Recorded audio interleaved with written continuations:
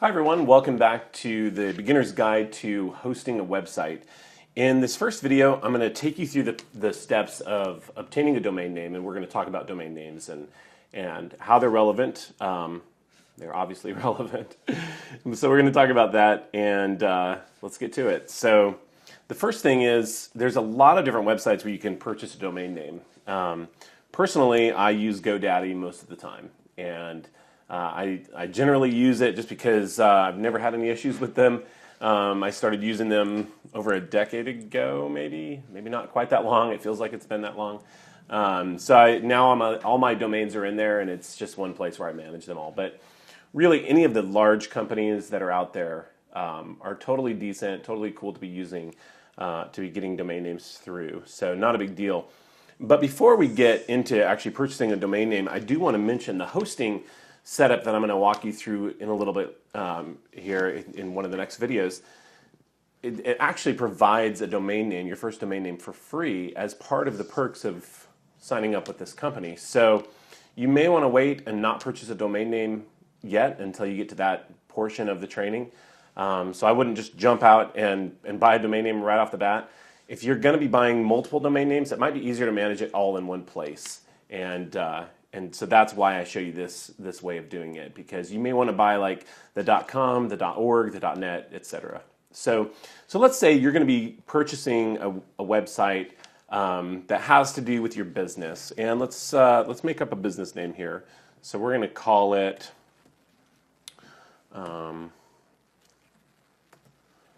Gratuitous. Let's see.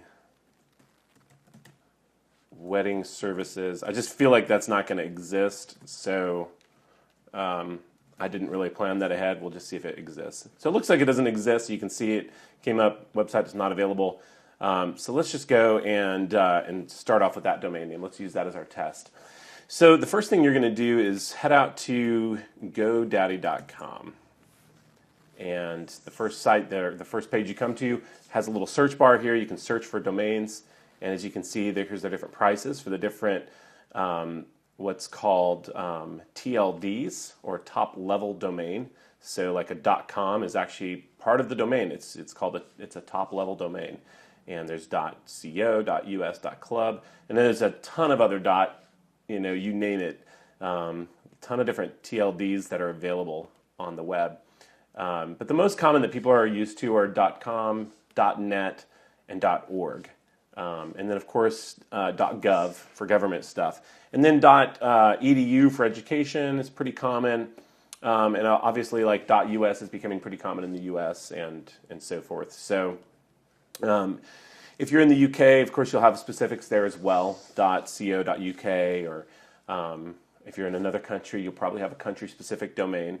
Canada is going to be .ca. So what we're going to do, first of all, let's just go with a straight-up .com, and let's put our website in there that we want, Gratuitous Wedding Services.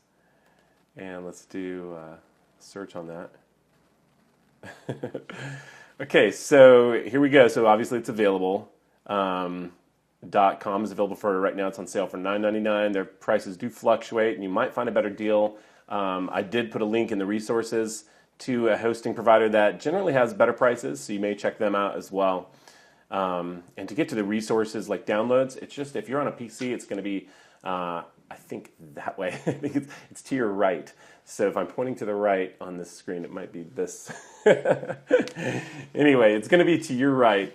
And on the right side of your screen, you'll see like a little link that shows an arrow pointing down, and that's your download.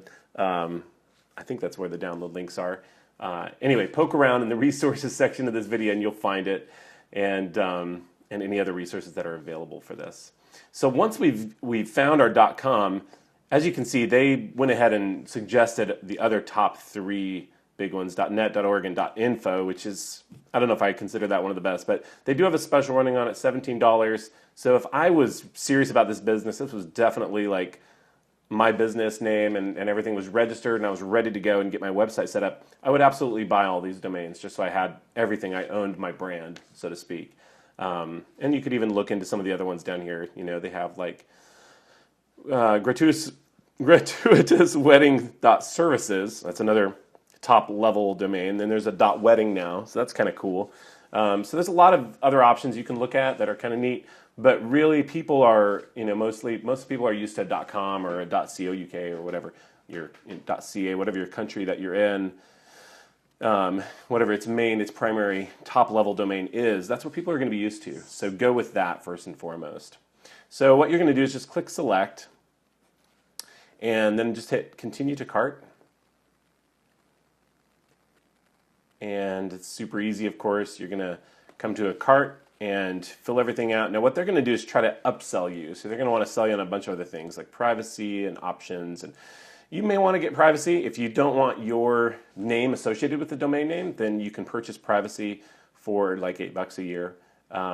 If it doesn't matter to you, I would recommend using a non-home address, like a business address or a P.O. box or a UPS store box, something like that, rather than your home address when you fill out all the information, which we'll get to in a second. That way, because the reason why they even offer this privacy is if I were to go out to Whois and do a Whois search on your domain, I could see who owned it, the address that you put in, the phone number you put in, and your email and everything. So you want to make sure all the information you put in is business information, and if you want that even private, just purchase this protection, and they'll make it private. So let's just go down to the bottom here. We're not going to buy any of those services. Just hit continue to cart. And here we go. So we're at the little purchase screen. They recommend you 2 years. Depending on your business, if you know you're going to be in business for the next 10 years, there is an advantage to purchasing 10 years at a time. From a domain standpoint, it's going to help your domain's health, let's just call it. It's going to make you appear more legitimate to Google, Yahoo, and the other search engines. So that's always a good thing to do for that reason. But if this is something that you're starting out, you're not sure how long this is going to go, or maybe you're going to turn around and sell the business immediately, do a shorter term, maybe a year or 2 years. And you can always set it up to renew automatically if you want, if you're worried about it. So we just put that in, and then if I want to say keep my personal info public, that's fine. I'm going to show you how I would do that if I was doing this as a business. Let's just go ahead and proceed to checkout. And then you'll choose, if you're not a customer already, you're just going to click under New Customers, Continue. And here's where we start putting our info in. So the first thing is your billing information is totally private. You can put in your normal billing information, home address, things like that. And it's not until you get down to the next portion of this that you're actually going to put in the information for your website. So let's just go ahead and fill this out really quick here. Okay, so now that I've filled out my billing information and I've got my own personal address in there, if I scroll down, you'll notice under account information it says use the above billing information for your account information. That's checked. So you're going to want to uncheck that so that you can put separate information here that's more private, so you're not advertising to the world. And in fact, you can actually put a business name here instead of your first and last name. So what we're going to do is we're actually going to say, let's see, gratuitous wedding services. And I'll keep it in the United States. And then let's say that we're going to do a P.O. Box. So P.O. Box 234. Put in this. This is, of course, fake information I'm putting in just for this video. And then you'd put a phone number in that's like a business phone number that you don't mind being out on the web. If you do mind it being out on the web, you don't want your business number associated anywhere, then what I recommend is going out to Google and setting up what's called a Google Voice number.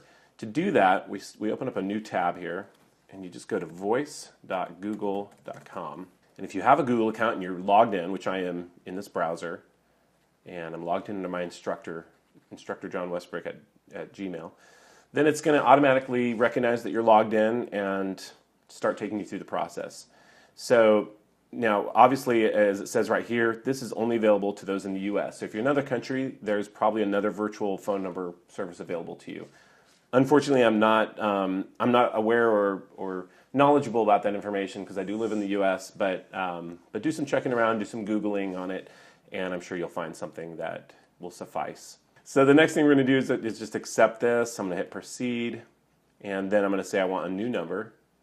And here I'm going to have to actually put in a phone number that is real, like my cell phone preferably, or a home phone, something like that. And so let's just go ahead and put in a number here. And this is not necessarily my my number. And then the next thing that it's going to do is it's going to ask me to have it call the number. It's going to say, click call me now. And then when it calls that number, I'm going to type in this code. And that makes sure that I verify that I own that phone number so that I'm not putting in someone else's phone number. Once I'm finished with that, then I can select my phone number. You can choose it in any area code virtually in the US. You find a phone number that you like and an area code you want it to be in, and you're done. So that's all I'm going to show you on this screen because I'm not going to complete that setup. And that's how you would get a phone number. So let's go ahead and put a phone number in here. And I'm just going to put in a fake one for now since we're just doing a test run on this. I'm just showing you how to do it. And then your email address needs to be accurate so they can actually email you your account information.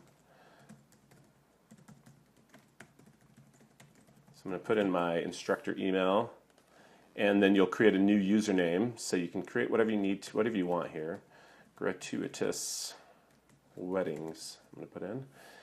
And then create a password, obviously.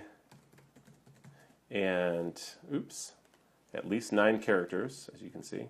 And then a PIN. So this is just like you would have for a credit card or a debit card, rather. And we'll just make one up there.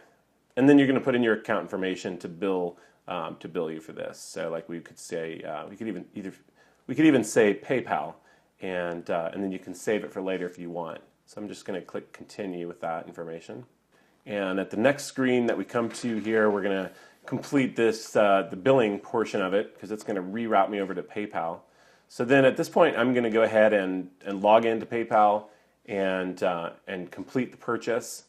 And then when I'm done, I'm going to leave this window open, this PayPal window open. Don't close it right away because you should be redirected back to GoDaddy to finish things up. If you're not redirected, there could also be a link on your screen that you can click that will say return to vendor or return to GoDaddy, something of that nature. And you'll want to click that, and that'll take you back to finish up making sure all your information is correct, you've verified everything, and everything's cool. And once you're finished, they're going to send you a confirmation email and let you know that, welcome to GoDaddy, thanks for purchasing the domain, and then you'll be able to log in. So let's go ahead and log into the GoDaddy account, and we're going to look at a domain that has already been added and see what we do from there, what options we have, what information we want to plug in. So I'm just going to open up a new tab and go over here to GoDaddy.com. And let's just sign in. Okay, so now that I'm logged into my GoDaddy account, the first thing I'm going to see when I log in is this screen right here where it says my account and it shows products underneath. So if you just kind of scroll down here, you'll see there's all these different products, which I don't have any of these except for domains, so it's just going to show you these anyway, most likely. But what you can do is just right here on domain, just click manage. And that's going to open up another window, or come to another screen. And at this screen, you're going to see your domains. So any domain you own is going to be listed right here. And what we can do is actually click on it, like the one that you just purchased, for example. You're just going to click that domain. And once you've clicked it, you'll see a screen that looks like this. So it says domain details. And here's where we really are just going to make one change to this domain. Because once you purchase a domain, they take care of most of the technical side of things. They make sure it's locked down and all that so that somebody can't swoop in and take it from you. So as you can see, it says lock is on. So that's all going to be turned on. And then you can also check your auto renew to see if you have auto renew turned on or off. And that basically it just means it's going to bill you every year, once a year, when the time comes. And you can see when that time is right here. So this expires 4-9-2016. So that means on that particular day, I'm going to be billed again for this domain, and at whatever the rebill rate is, which I think it's about $15 for a .com. So what we're going to do is once you get to this screen, you're actually going to just scroll down a little bit here, and you'll see a section that says name servers. And the name servers that you're going to see in there are going to be the default name servers that are there once you've purchased this domain, which in this case is ns37.domaincontrol.com and ns38.domaincontrol.com. So domaincontrol.com is part of GoDaddy's domains that they own. That's part of their system, and that's their name servers. So let's talk about name servers for just a second. A name server is, it's saying what server holds the information for this domain name. What server do we look at out on the internet to know what we need to know about this domain name? For example, like hosting, like who hosts it? How do we know who hosts it? So there are records that tell who hosts a domain name. So every computer on the internet, every single server has an IP address. And every IP has to be unique out on the internet. That's public to the internet. So essentially what happens is, in a minute when we set up hosting, we're setting up hosting with a company that has an IP address which is used for multiple domains, because there's a limited number of IP addresses because there's so many domain names that it costs extra money to buy an IP address that's assigned just to your domain name. So what we're going to be setting up is what's called shared hosting. And it's shared in two ways, really.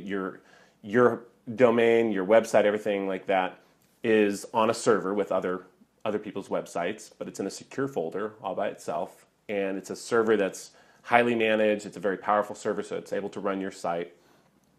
And then the IP address is, there's only like one or two IP addresses per server.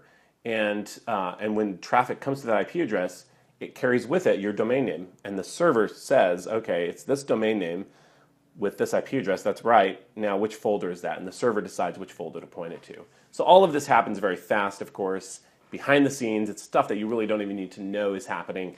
But that's kind of how it works, and that's why a name server is so important when you buy a domain, because the domain has to know what server is the name server that tells all this information, like the IP address, where to send this traffic when people go to your domain.